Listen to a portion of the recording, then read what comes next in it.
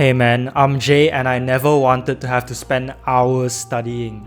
In my last exam, I did great, but not as good as I wanted. So, being the Asian that I am, I spent months learning how to actually learn efficiently. And I've got quite a few points for you today, so you better stick around, alright? Make yourself comfortable and keep a mental note of all these points here.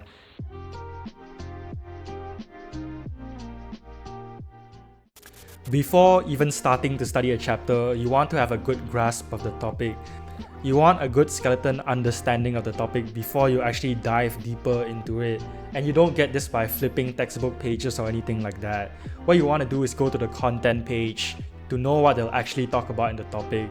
If you're studying about gas exchange, for example, you already know that they're going to talk about the lungs and its function, right? Hey man, so sorry to butt in here. I know your time's valuable, which is exactly why I don't want you to waste it. When I wanted to learn a language, I used stuff like Duolingo, which admittedly did help a bit, but just didn't cut it.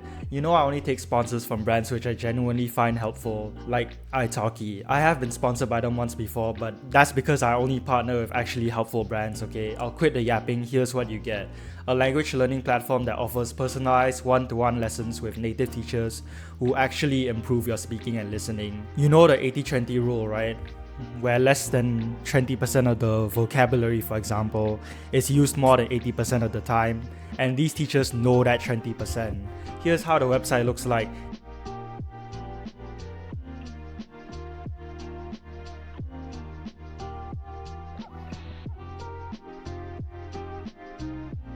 And here's a lesson with a kind teacher that I had. Okay, so let's try to speak in Mandarin and Yeah. I'll ask you some random question. I'll Okay. start with like some easy one. Okay. If you don't know how to say that, I will teach you. And if you have any grammar mistake or vocabulary mistake, I will let you know. I, Okay. I will teach you, okay? Alright. Okay, so Taking it like seriously. I just make videos that would have helped like younger me, honestly. Yeah, that's it. That's pretty much it. yeah, I saw some video like 很年轻. Okay. All right. So how this is about time and can you Yep. sing something about number? Okay, so you know the number, right? 一二 So 三四五六七八九十. Okay. 很好 and then if I say hundred and thousand, can you say that? I know 1,000 is 千, but 100 is what already? 100 is 百 Oh yeah, 100. 百 Oh yeah, 100. I 对 remember 对 now. 对对对 You only pay per lesson, so there's precisely zero risk at all. I've also got a code for you, J2025, which gives you 5 buckaroos in credit when you spend 10 on your first lesson. Only available for the first 50 signups, and now back to what you clicked for. Awesome, now you want to go on YouTube and search a video about the lungs. It can literally just be a general knowledge animation video. The reason you're doing this is to get the general grasp, the skeletal understanding of this topic, so you don't get lost in details like the cilia and mucus or some shit. When you have a good skeletal understanding of the topic, it's really easy to build on top of it, and you already have a strong foundation, so it's very much easier to learn, man.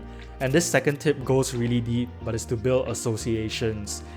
You know when you're in your room and you can't get work done, right, and you just scroll, right?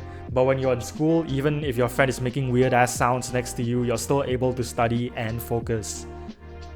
That's the power of associations right there. Even though your room is technically a better work environment than your school, it's because your brain already has a strong ass association with work and school. So when you're in school, you're just gonna work, right? So what can we do about it if we just want to work in our room, you know? You can build a pre-work routine, just a few things you do before you actually work.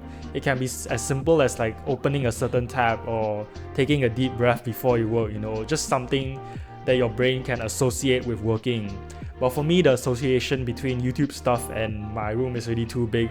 So what I find works best is I actually go to a specific spot downstairs, and on that spot I do work and work only, nothing else. So the moment I go to that spot, my brain is already in work mode, you know. No scrolling.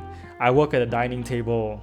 I do work at the dining table, but when I eat, I go to a different spot on the table. So, you know, that specific seat is only for working, and that other specific seat is only for eating, you know?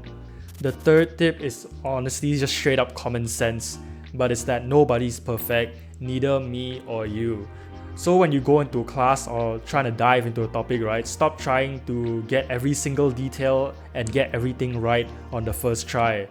A huge mistake, a mistake bigger than mine, is to try and cram everything into your brain the first time you see it. Again, like this book says right here, 80% of your results come from 20% of your work, 20% of the main key points. The first time I played at chess, I sucked at it, but the more I played, the better I got, obviously. I quit it to make time for YouTube, but I was used to be good, okay? So the bottom line is, we're not perfect, and even if you only understand 20% of the topic the first time round, that's completely fine. The fourth tip is learning by comparison. I could yap neuroscience and sound smart while barely knowing it to increase my watch time or something, but I'll save you from that. The human brain just learns better by comparison. For example, we can compare like the lungs involved in gas exchange with the heart. The lungs exchange oxygen and CO2 while the heart like pumps blood around the body, for example. Not only do you memorize better when you learn by comparison, you can also learn 2 topics at once. Like not only more efficiently but also 2 times the speed, you know. For this 5th tip, let me ask you what you actually do in the exams. What do you do? Well, obviously you answer questions, right? So why do we highlight the textbook when we study? We should be answering questions instead. We want to be answering questions, simulating what will actually happen in the exam hall. We can ask them from our teacher, buy them, or be like me using ChatGPT to generate them for you. I've included a free prompt in the description down there you can use, and while you're down there already, might as well subscribe. I haven't asked for a subscribe in months, but like please subscribe, okay? I hope these 5 tips helped you, and if they have, this video right here will help you even more than this one. Hope to see you there on this journey of chill self-improvement. See ya, bro.